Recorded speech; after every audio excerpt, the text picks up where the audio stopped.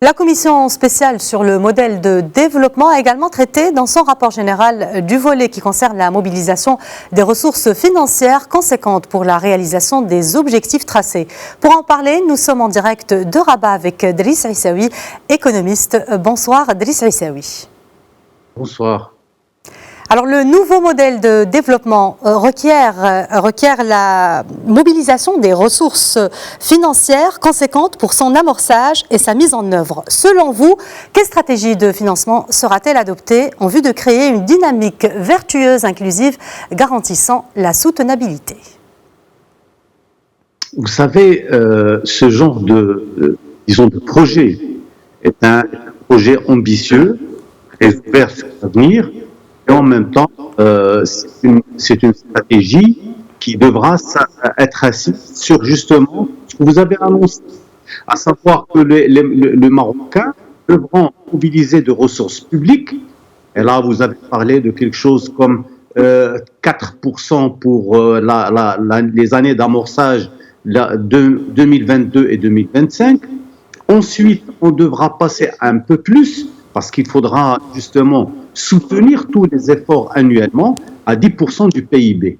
Donc cela sera bien entendu mobilisé au niveau au niveau du secteur public, au niveau des finances publiques, mais ça devra servir justement à favoriser un certain nombre d'orientations et particulièrement les choix qui ont été faits sur les 4 secteurs qui ont été choisis, à savoir la diversification de l'économie, ça c'est un choix important, le renforcement du capital humain, et en plus le capital humain sera au centre de l'attention de ceux qui sont chargés du développement, l'inclusion de tout le monde, parce qu'on ne peut plus laisser les gens, sur le bas-côté, et la place qui sera donnée aux territoires, les territoires, pour parler du Maroc des régions. Cela a été fait de manière directe à travers ce qui a été fait au niveau, du développement des régions.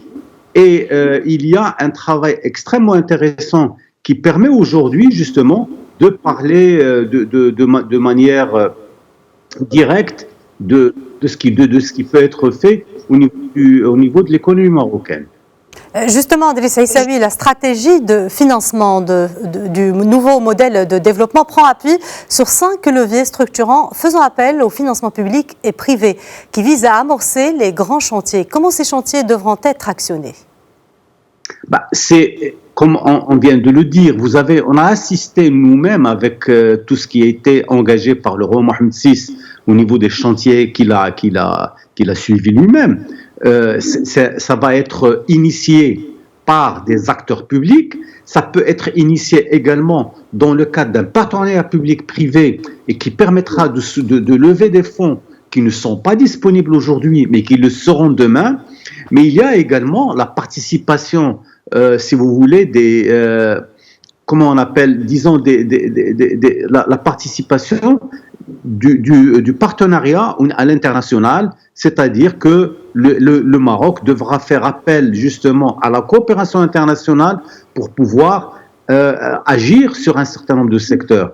Donc, c'est un travail combiné entre les forces publiques internes et avec la coopération avec les pays étrangers, mais bien sûr, on va aussi compter sur la participation directe des Marocains du monde et la sécurisation de ressources financières pour le financement de ces projets devra se faire par une bonne gouvernance au niveau des secteurs publics et des secteurs privés au Maroc.